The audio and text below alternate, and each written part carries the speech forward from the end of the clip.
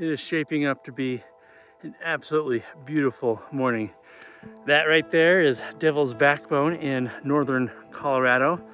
Sunrise coming up on the east, just beautiful, clear morning. And then clear out here, let me zoom in for you. That out there is not a bunch of bushes, it is a huge herd of elk. How cool is that? There's so many out there. Wow. I kept hearing them in the distance. Wow, there's so many of them. Whew, beautiful morning. It's a little bit chilly. Feels like it's in the teens, high teens Fahrenheit right now. But I am reviewing a shoe, and I'm gonna switch over to the GoPro here in a moment, but I am reviewing the Salomon Ultra Glide 4, a shoe that has really impressed me, but I've got a lot of thoughts to share with you. I'll be talking a little bit about the overall build quality, the comfort, the performance, the value. I'm gonna compare it briefly with a few other, I think, comparable shoes, at least in the price range, and given that little bit of higher stack. This is a higher stack shoe, really comfortable. Again, a shoe that actually exceeded my expectations. I'm also going to be comparing it with the Salomon S-Lab Ultra Glide version 1. That's the one that I ran in. They have version 1.5 with some small minor tweaks. I'll be coming out with version 2 later this next year. And I'll mention if it's worth considering the S-Lab version of the Ultra Glide, or if you should just save a few pennies and go with the Ultra Glide 4. Okay, if you're new here, please consider subscribing, give the video a like, and drop a comment down below. I'm gonna continue on with this run. I'm gonna pull the GoPro out. We're gonna get some trail footage, talk about this shoe. But first, voiceover Chad, why don't you tell us about some of these specs and features of the Salomon Ultra Glide 4. Salomon states, a dynamic trail running shoe built for comfort from mile 1 to the end. The latest version of our most comfortable trail running shoe is now even lighter and more breathable, delivering a more dynamic, performance-enhancing ride. As for some of those specs and features, you get an engineered mesh single-layer upper, the Salomon Quick Lace system with the lace garage, a gusseted tongue, OptiFoam EVA midsole, relief sphere geometry which diffuses repeated impact under most sensitive areas of the foot, Salomon's Contagrip rubber outsole with 4mm lugs, 41mm of heel stack and 35mm of toe stack for that 6mm drop, and weighing in at 280 grams or 9.9 ounces in a men's US size 9.5, which is also 10 grams lighter than the previous version, and a US MSRP of $150.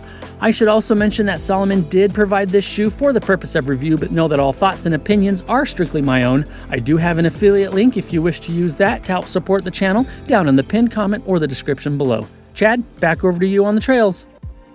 Now transitioning off of the asphalt and onto the double track gravel road, which will eventually transition back into a single track trail. So I'm just over 10 miles into my midweek long run. Today I'll be doing about 16 miles is the plan. I wasn't planning to run that long, but I just felt really good.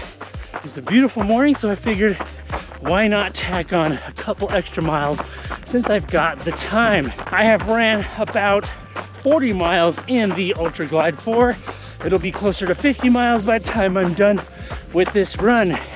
And I genuinely have enjoyed every single one of those miles. So all the B-roll footage that I'm gonna show you of this shoe was recorded after this run. You're seeing the shoe in its true and current state after about that 50-mile mark or so. Okay, moving on with the build quality and the comfort of the Ultra Glide 4. So starting with the upper and then working our way down the shoe. The upper is a single layer engineered mesh that seems to be built up in certain places without TPU overlays, but built up in certain places that help offer a good secure hold.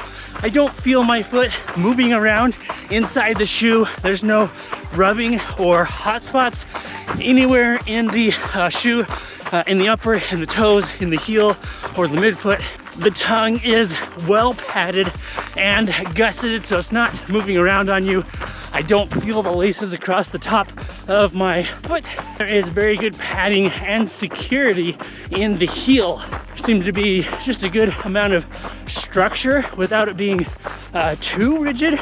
And of course, I mentioned the padding just helps hold your ankle and heel in place. And again, no rubbing of the Achilles whatsoever. Everything seems to be cut around the ankle at the right height, so no rubbing on the ankle bones.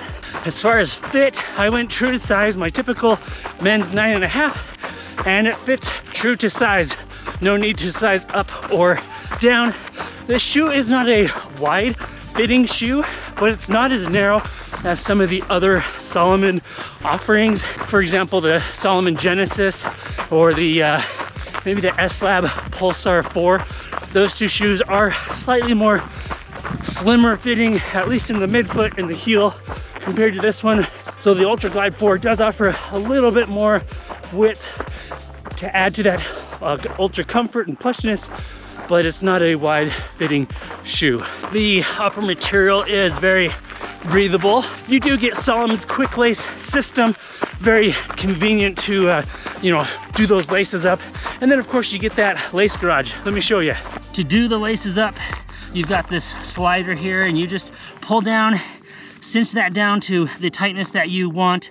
I personally like to roll the laces just to help contain those laces a little bit easier. So I roll it up like that, and then you've got this lace garage that you can tuck those laces up into. Show you. Just like that, and they fit right up in the top of the tongue. I do not feel those laces up here at the top of the tongue against my ankle. It just sits right there nice and comfortably. It's also worth noting, you can see that there's these kind of A-framed shaped supports here on the side. There is an additional layer of fabric right here that helps hold your foot, just wraps around your foot here, and just a nice fit across the mesh here and across the top of your foot. Just a good solid fit around your foot, very comfortable. And then you do sit down inside the foam just a little bit, so you're actually sitting at about right here or so. So the foam comes up and over, kind of like a, I don't know, like a tub. It's just holding your foot, sitting down in place inside that foam just a little bit, particularly around the midfoot and around the side of the heel here. So it just helps offer a little more security and hold around your foot. Very nicely done there, Salomon. And moving down into that midsole, EVA midsole foam, it's fairly soft, offers a little bit of bounce. It's not a super critical type foam, so it doesn't have that extreme springiness or bounce underfoot, but it is otherwise very comfortable and nice, enjoyable to run in. And then moving down to that outsole, something really unique that you're probably already noticing is that you get these relief sphere concaved divots in the outsole, and that is said to relieve pressure on your foot and help to give you longevity, comfort over the long run. Because of those divots, you can see that the lugs are spread apart a bit more, but build quality of that rubber, that Conti-Grip rubber, outstanding. It does an amazing job. I would dare say that the compound in this shoe is maybe a little softer than in other Salomon Conti-Grip shoes. I'm very pleased with it. It does a great job, whether we're talking just simple gravel roads, rocks, flat rocks, more broken up rock, any type of terrain that I've put it through, it has handled very, very well, including wet rocks that might be typically more slippery. Does a great job there too. So really pleased with that outsole. It kind of alludes to the performance of that outsole, but pleased with the build quality of it as well. And I think that's about it when it comes to build quality and comfort. They both get a well-deserved thumbs up from me. Really pleased with the comfort of the shoe. Let me just add, and then we'll talk about performance. This is a shoe that I would not hesitate to use for an ultra, upwards of say 100 plus miles. It's just one of those shoes that I've found wanting to go running in wanting to do more miles in, and it's one that just stays comfortable mile after mile after mile, which is exactly what the shoe is designed for. So Salomon, you did a great job on the design, the implementation of all the materials, the build, and the comfort is outstanding. Well done.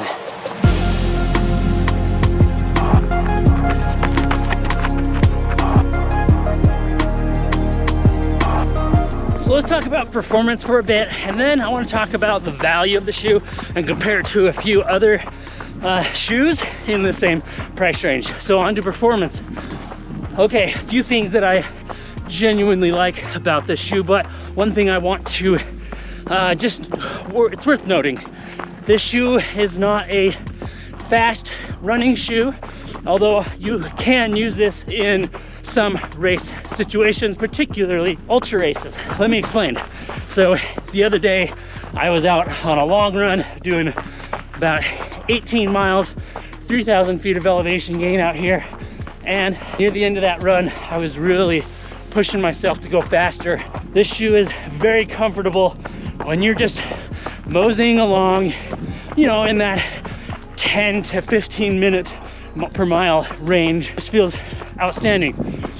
It is inspiring when you start picking up the pace a little bit on the trails, and continues to feel really good even down into that 7 and 6 minute per mile pace. As soon as I started to exceed that 6 minute pace, you know, dropping down near the upper 5 minute per mile pace, the shoe just didn't seem to want to be going that fast. And I am completely okay with that, because there's no way that I'd be going that fast in an ultra. And this isn't necessarily the shoe that I would choose for those shorter, faster trail runs. So it sits very nicely, in my opinion and experience, as a solid ultra running shoe, because it's going to be comfortable mile after mile after mile. And it will be a great shoe for those everyday training miles. You're getting about 41 millimeters of heel stack, which is quite a bit, and a 6 millimeter drop, which I think is kind of the sweet spot. But the EVA foam feel stable on some of the more technical terrain. I should note that the platform of the midsole, and I'll show you, is quite a bit wider on the outside of the shoe. It does flare out a little bit on the medial side and the lateral side right here, especially right here, quite a bit. And then you get a lot of extra foam along the back here. In my opinion, maybe almost too much. Like, we really didn't need that much foam, in my opinion, and that's okay. It feels good on the downhill, but otherwise maybe a little bulky, more bulky than it really needed to be. And as mentioned, your foot sits down inside. And despite its higher stack, I do feel surprisingly stable in the shoe. I've not felt like my ankle was going to roll or kind of twist, whether I was on a turn or on more technical sections of the trail. So surprisingly very stable in this shoe. I would argue more stable than even in the S-Lab Ultra Glide, which surprised me a little bit, and I think it's because you get just a solid EVA foam in this shoe versus in the S-Lab version you get a dual density foam that's got more of that supercritical core. That Contagrip outsole rubber does an outstanding job. Even though the lugs are a little more spread apart, they do an amazing job at just gripping into the trail, gripping onto the rocks in wet conditions, you name it. This shoe can handle it. It's going to do, it has done an amazing job. It's very confidence inspiring.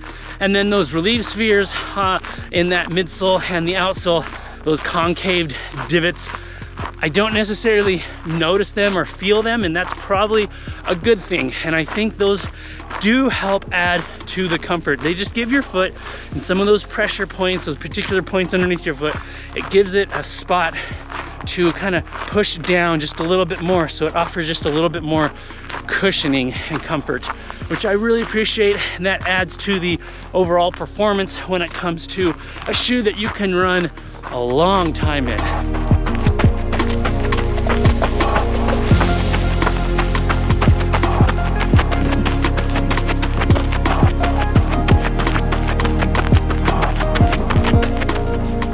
One other thing I forgot to mention about performance, the weight of the shoe coming in at 280-ish grams, that is fairly lightweight, and the shoe feels fairly lightweight.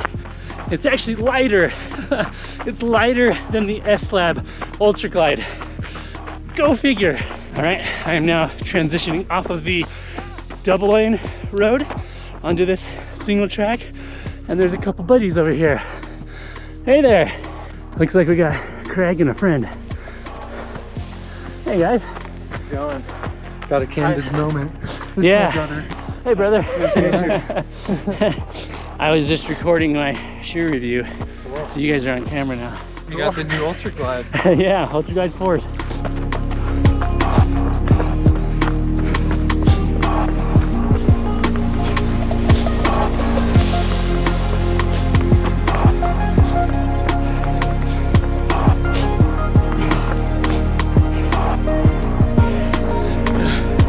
Craig was pushing me up the hill, as usual. Nice. Hill upper. Yeah.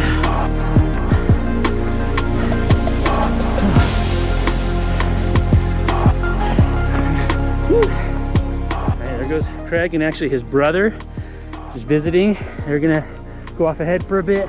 And I'm gonna talk to you about the value of the Ultra Glide 4 and compare it to a few other shoes. First off, price, US MSRP, $150. That's an outstanding price for this shoe. Comparing that to the S-Lab Ultra Glide, at least version 1 and 1.5, those came in at $250. Is it worth the $100 upgrade to go with the S-Lab version of the Ultra Glide? No. You do get a premium shoe in the S-Lab. You get premium materials, the best of the build. It is an outstanding shoe, but it is not worth the $100 premium price difference, especially now that the Ultra Glide 4 is available. It is absolutely worth the $150 price to pay. It's a shoe that performs almost as well as the S-Lab, but it's still just as comfortable, if not more comfortable, because you actually get, in my opinion, a slightly better lockdown fit and comfort on the upper compared to the S-Lab. A couple other shoes to maybe compare to: Innovate Trailfly Max. A good shoe, but one that I didn't find myself wanting to continue to run in, or at least looking forward to running in after I was done with the review. Merrell Agility Peak 5. I really like that shoe. Very surprising shoe. It exceeded my expectations. That is a great shoe, and one that I think competes with the Ultra Glide 4. Between those two shoes, I would probably choose the Salomon Ultra Glide 4, but I can't quite quantify why. It's just a feeling. Maybe it's a little bit of recency bias, but the Ultra Glide 4 is probably the one that I would choose. Of course, you've also got the Hoka Speed Goat. That's a good shoe, but I didn't really enjoy the underfoot experience as much. Found the midsole to be just a little bit too stiff. Speaking of stiffness, when I first pulled the Ultra Glide 4 out of the box, it did feel a little stiff, but as soon as I took it out for its first run, it seemed to kind of break in and loosen up just a little bit, so felt very good after that. So let me know what you think. Is there a shoe that you think competes and compares to the Ultra Glide 4? Or is there a different shoe that you would consider? Or are you actually considering the Ultra Glide 4? It's certainly one that I've enjoyed and one that I recommend. For $150, I think it is a great buy. And if you're looking for a shoe that you can do all of your training runs in, minus the fastest of training runs, and a shoe that you can take out for those ultra distance efforts and races, I think this shoe hits the nail on the head for those kind of workouts and efforts. And it's definitely a shoe that I look forward to running in again. I will be taking this shoe out again tomorrow, and probably the day after that, and possibly the day after that. I'm gonna go catch up to Craig and his brother and just enjoy the rest of these miles. It truly has been a blessing of a day running on this beautiful morning in a wonderful shoe that I've really been enjoying. Alrighty, before I start rambling, I guess I'll see you on the next video. Please subscribe if you're not subscribed. And remember, be consistent, express gratitude, and enjoy every single mile as I have and will continue to do in the Salomon Ultra Glide 4. I will see you on the next video. Bye now. Man, this is so much fun.